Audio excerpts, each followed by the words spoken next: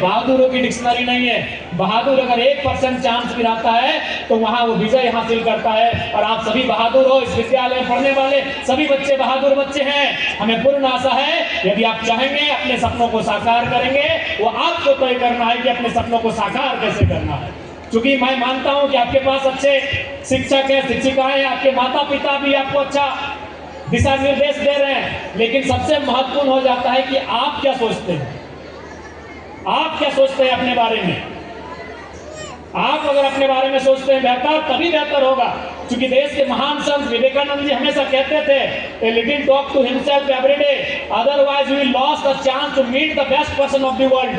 आप दिन में एक बार खुद से बात कर लिया करो, नहीं तो दुनिया के सबसे अच्छे इंसान से मिलने का मौका गवा दोगे। इसलिए प्यारे बच्चों, हमेशा याद रखिए, चाहे वो आपके शिक्षक हों, आपके माता पिता हों या कोई और हो, जो आप अपने को समय दे सकते हैं वह समय आपको कोई नहीं दे सकता है। यदि आपकी माँ यहाँ बैठी है तो इस बात पे आप इस बात के लिए तसल्ली नहीं रखिए कि वो मेरी माँ है, उसका समय सिर्फ मेरे लिए है। जो आपकी माँ है वो किसी की पत्नी है, जो आपकी माँ है वो किसी की बहन है, जो आपकी माँ है वो किसी की पुत्रवधू भी है। इसलिए आपके पास अगर 24 घंटा कोई है तो केवल आप हो।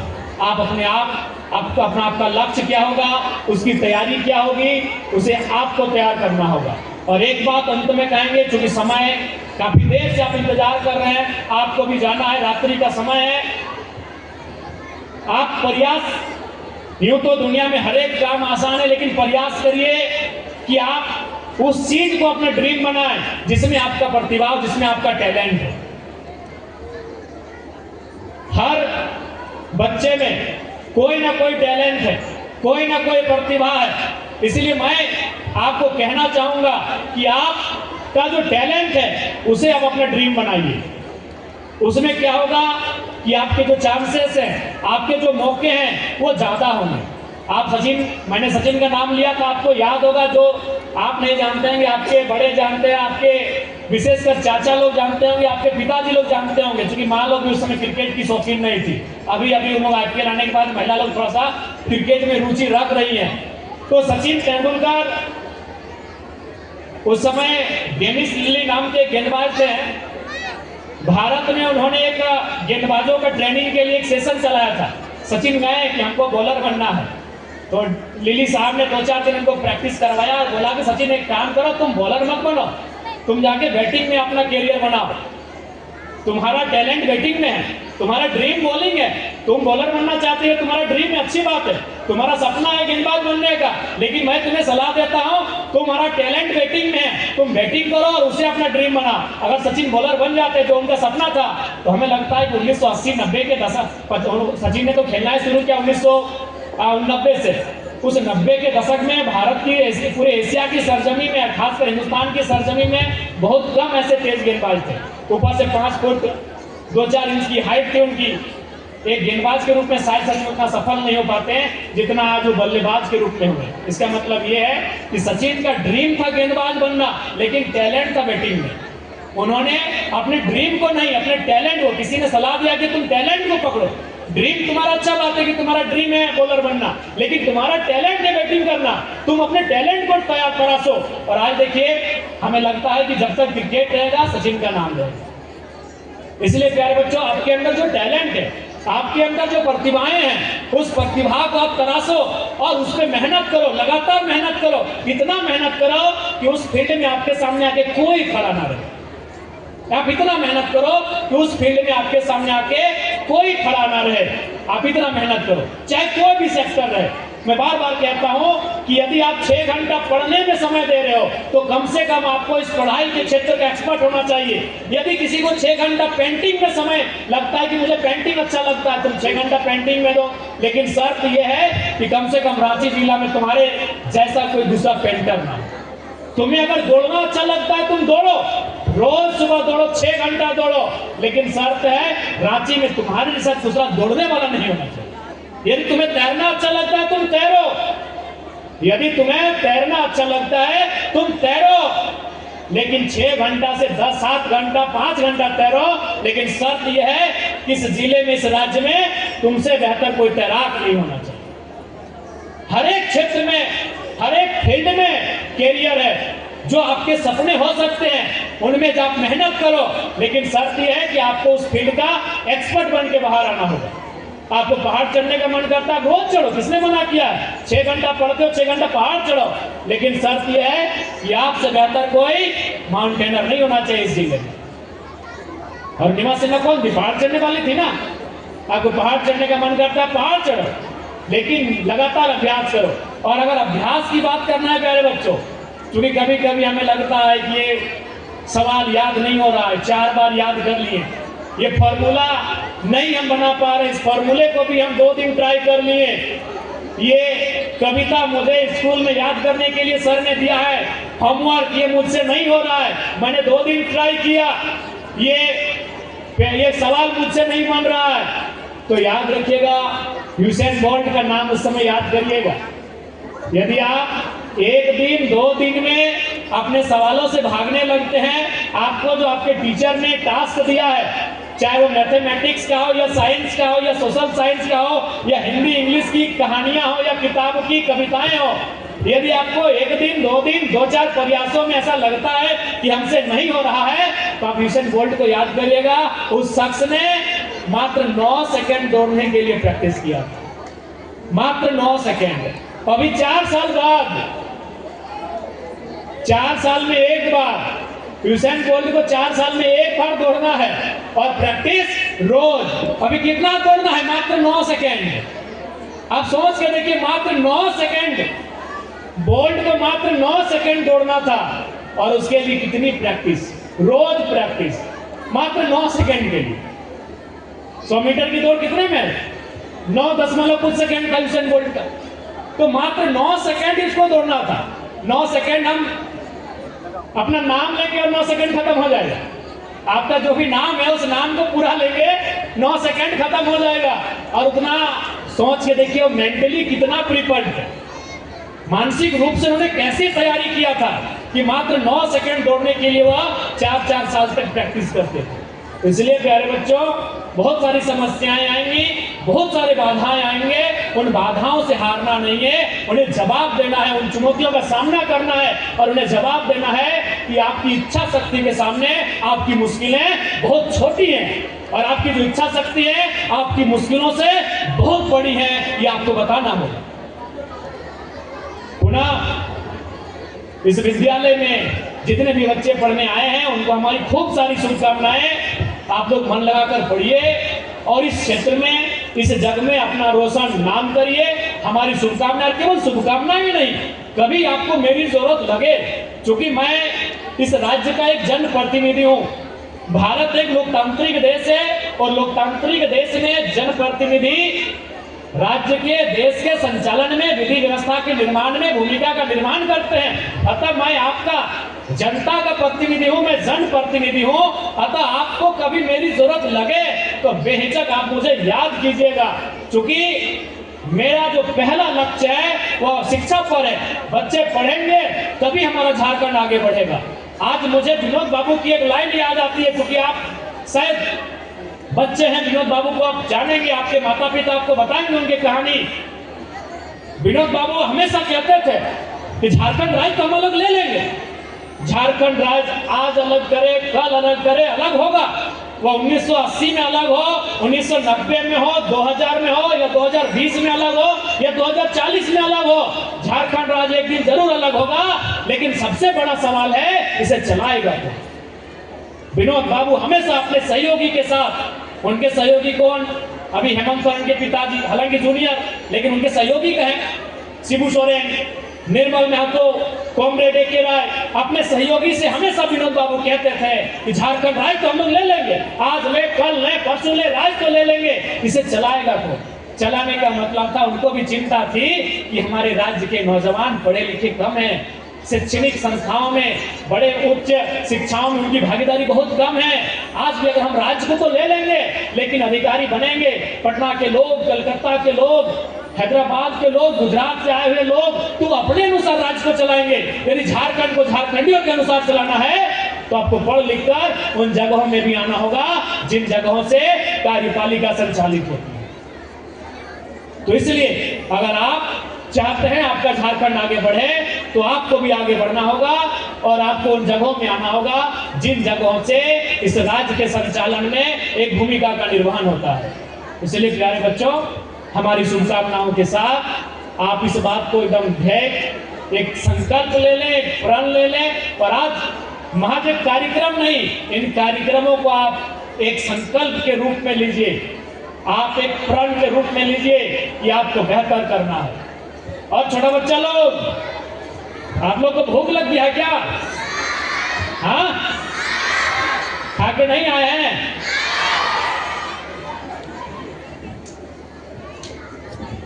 टिफिन लाए थे? अच्छा, आप लोग पढ़ाई लिखाई ठीक से करते हैं ना? अच्छा, एक बात आपसे पूछे, आपके स्कूल में तो सरस्वती पूजा हुआ होगा। उस दिन आपको जब आप घर से आ रहे थे तो मन लग रहा था ना? पूरा मन लग रहा था। आपके स्कूल में 26 जनवरी में झंडा फहराया गया था। उस दिन भी जब आप स्कूल आ रहे थे तो पूरा मन लग रहा था ना? लग रहा था ना? फिर 15 अगस्त होगा, उस दिन भी झंडा फहराया जाएगा, उस दिन भी आपको मन लगता है ना? नया कपड़ा, नए जूते, पूरा हंसते हुए घर से आते हैं ना? तो बाकी दिन का है नहीं? क्या हो गया, आप चुप हो गए? बाकी दिन कहे नहीं। देखिए अभी वो रो रहा था, किधर गया? किधर गया? उसको बुलाओ इधर। इधर इधर देखो, वही देखो, देखिए इसके चेहरे को देखो, तुम ही लोग देखो दोस्त, बताओ, देखो देखो, ऐसा लग रहा है पूरा परिवार का जिम्मेवारी इसी को है। घर चलना इसी को। हाँ, क्या कहते हैं? घर का याद आ रहा था। देख ले, घर का याद आ रहा है। वही हम बोले ना कि आप लोग को मन लगता है, सरस्वती पूजा स्कूल में है, एकदम बढ़िया बढ़िया कपड़ा पहन के चलिए, सरस्वती पूजा है। अरे 26 जनवरी है, चलिए 26 जनवरी है, 15 अगस्त है, एनुअल दिन भी आज ठीक ठाक आप आए हैं कि भैया लोग डांस करेंगे, दीदी लोग गीत गाएगी, आज भी आप लोग मन लगा के आए हैं। बाकी दिन देखिए आगे। हाँ, ऐसे कांधले ना रतो रे बोका, बताओ, ऐसे कांधले रतो तो ही बताओ, एकदम नहीं कांधे ना।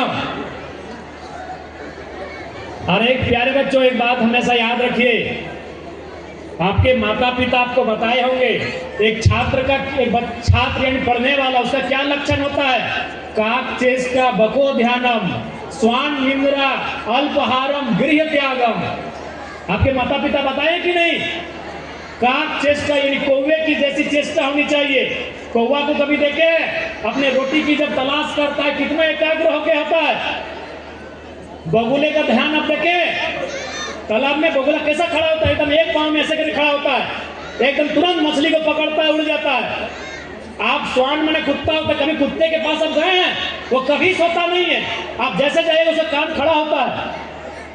यानी काक चेष्टा यानी कौवे जैसी चेष्टा होनी चाहिए। काक चेष्टा बको ध्यानम, बक यानी बगुला, बगुला जैसा ध्यान होना चाहिए। एकदम ध्यान लगा के मछली पे नजर कराता है, तुरंत मारता है, चोंच और लेके उड़ जाता है। और स्वान निंद्रा, स्वान मैंने क्या होता है? कुत्ता होता है। कुत्ता को कभी सोते हुए आप नहीं देखेंगे। आप कभी 2 बजे रात को जाइए, कुत्ता कान खड़ा मिलेगा। और फिर क्या कहते हैं? अल्पहार, अल्पहार माने आधा खाना। स्टूडेंट को कभी भरपेट नहीं खाना चाहिए। अभी तुम लोग बोल रहा था भूख लगा है, ठीक है, भूख लगा है, हम भी जान रहे हैं। तो स्टूडेंट को भरपेट कभी नहीं खाना चाहिए, क्योंकि नींद लग जाएगा, और नींद लगेगा तो पढ़ाई कौन करेगा? और लास्ट में क्या बोला गया है? गृह त्यागम। गृह माने क्या होता है बाबू लोग? घर। और त्याग माने छोड़ देना। तो जो बच्चे घर छोड़ेंगे, घर छोड़ना यानी माता पिता को छोड़ना। अरे आपके माता पिता भी नहीं चाहते हैं कि अपने कलेजे के टुकड़े को अपने से बाहर भेजें, लेकिन उनका सपना भी तो पूरा करना है। करना है कि नहीं करना है? करना है। तो करना है, तो रोने से सपना पूरा होगा? पेरेंट्स बहुत दिन के बाद आते हैं तो याद आता है। अच्छा, इनके पेरेंट्स जो भी हैं थोड़ा सा इनका फोन कीजिएगा। अरे आएंगे, बराबर आएंगे। सर लोग हैं ना? हाँ, सर लोग हैं। तो स्टूडेंट का क्या लक्षण होता है? आप लोग क्या सुने, क्या सीखे? काक चेष्टा यानी कौवे जैसी चेष्टा, बको ध्यानम यानी बगुले जैसा ध्यान, स्वान निंद्रा यानी कुत्ते जैसी नींद, अल्पहारम आधा खाना। गृह त्यागम, घर को छोड़ना। तो बाबू लोग, ये 5 लक्षण होता है पढ़ने वाले बच्चों का। आप इनमें से बताइए किनके किनके पास ये लक्षण है? हाथ खड़ा कीजिए। आप लोग तो सब हॉस्टल के बच्चे हैं, फिर तो हाथ खड़ा कीजिए। इधर वाला नहीं है क्या? हाँ, इधर वाले। तो ये लक्षण होना चाहिए स्टूडेंट का, ठीक है? और एकदम आप नहीं रोएंगे, नहीं रोएंगे, यस ठीक है? एकदम नहीं रोना है। आपके माता पिता बहुत उम्मीद के साथ यहाँ भेजे हैं कि नहीं? आप घर में जाके देखिएगा, आपके पिताजी साल भर से अपना धोती नहीं लिए हैं, अपने साल भर से अपना लुंगी नहीं लिए, अपना कमीज नहीं लिए हैं, आपकी माँ साल भर से नया साड़ी नहीं खरीदी है, लेकिन जब आपको जैसा जरूरत होता है आपको पहुंचाती है कि नहीं पहुंचाती है? यस या नो? यस या नो? तो प्यारे बच्चों, क्यों? इसलिए कि मेरे बच्चों को कोई तकलीफ ना हो। तो क्या आप उनके सपनों को पूरा करेंगे? यस या नो? यस। गुड। और एक बात, अच्छा ठीक है, अभी आप हॉस्टल में रहते हैं, कभी आप घर तो जाते हैं, होली में जाएंगे, 4 दिन 5 दिन 1 सप्ताह छुट्टी रहता है, कभी आपने देखा है? होली छोड़िए, होली तो गर्मी का दिन है, अभी आप ठंडा में घर गए थे? अच्छा, आप कितने बजे रात को सोए होंगे घर में? कितने बजे? 8 बजे? 8 बजे सो गए? 9, 10 बजे। आपकी माँ कै बजे सोई होगी? आपके सोने के 1-2 घंटा बाद। सही की गलत? सही ना? आप बताइए, सबसे पहले सो के उठी कौन होगी? आपके मम्मी या आप? कौन? मम्मी। कै बजे? शायद 5 बजे, पूरा ठंडा ठंडा में। 4 बजे? अरे आपकी माँ 4 बजे उठ गई? 4 बजे उठ के पहला काम क्या किया होगा घर में? आपकी माँ की कर, आपकी माँ सुबह जब 4-5 बजे उठती है तो क्या करती? झाड़ू। देखिए, हम इसको नहीं बोल रहे हैं, इसको हम जानते भी नहीं है भाई। सबसे पहला काम झाड़ू पकड़ती है। अच्छा, एक बात बताइए, क्या आपकी माँ, अब फोन करके पूछिएगा कि 4 बजे जो सुबह सो के उठती है और उठ के जो पहले झाड़ू पकड़ती है, तो क्या आपकी माँ चाहती है उनके बच्चे झाड़ू पकड़े? नहीं चाहती है। आपकी माँ आज एक प्रण ली है, आपकी माँ ने एक वचन लिया है, एक कसम खाया है कि आज दिसंबर के ठंडा में, जनवरी के ठंडा में आपकी माँ 4 बजे 5 बजे सो के उठती है, हाथों में झाड़ू पकड़ती है। आप झाड़ू ना पकड़े, आप कलम पकड़े और ऑफिस में बैठ के अपना काम करें। इसलिए समझे? आज आपकी माँ इसलिए सुबह उठ के झाड़ू पकड़ती है, इसलिए बर्तन मांजती है, इसलिए चूल्हा फूकती है कि आप कलम पकड़ेंगे और आप ऑफिस में बैठेंगे और कार्यालय का काम करेंगे। इसीलिए ना आप झाड़ू पकड़ेंगे, इसलिए आपकी माँ झाड़ू नहीं ना पकड़ती है। आप आगे जाके कहीं बर्तन मांजेंगे, इसलिए आपकी माँ बर्तन नहीं ना 4 बजे उठ के मांजती है। वह जानती है कि हम तो दुख है ही हमको, लेकिन मेरे बच्चे दुखी ना हो, इसलिए आपकी माँ, आपने बताया भाई क्या नाम है आपका? दृश दिवाकर। क्रिस, क्रिस, क्रिस, दृश, दृश, दृश दिवाकर आपने बताया। और शायद यहाँ बैठे हुए बहुत सारे बच्चे, हमें लगता है अधिकांश बच्चों की माँ हाउस वाइफ है ना, जो सुबह 4 बजे 5 बजे उठती हैं और घर का काम करती है। इसलिए करती है कि आपके हाथ में झाड़ू नहीं, आपके हाथ में कलम हो, आप शिक्षक बने, आप डॉक्टर बने, आप वकील बने, आप सीओ बने, आप बीडीओ बने, आप दरोगा बने और इस देश को, इस राज्य को चलाए। इसलिए आज आपकी माँ इतना मेहनत कर रही है। आप बताइए आपको क्या करना है? अब आप बताइए क्या करना है आपको? आपके माता पिता के सपनों को पूरा करना है, ये छोड़ देना है? क्या करना है? आवाज नहीं आ रही है प्यारे बच्चों, आप भूखे हो गए लग रहा है, आप भूखे, आवाज नहीं आ रही है। पूरा करना है, पूरा करना है ना? पक्का? ठीक है, चलिए, हमें लगता है आपके अंदर आग है और उस आग से जो चिंगारी निकलेगी वह किसी को जलाएगी नहीं, वह रोशन करने का काम करेगी। आप सभी के अंदर आग है, वो आग चिंगारी बन के बाहर आएगी और वो दुनिया को जलाएगी नहीं, दुनिया को रोशनी देने का काम करेगी, मुझे ये विश्वास है। और साथ ही साथ अभी 10वीं की परीक्षा है, जितने भी बच्चे 10वीं की परीक्षा में शामिल होंगे उन्हें मेरी शुभकामनाएं हैं, वह मन लगाकर पढ़ें। 10वीं कह सकते हैं कि आपका जो है वो पहली सीढ़ी है। जब आप इतनी जिस मजबूती के साथ इस सीढ़ी में अपना शुरुआत करेंगे।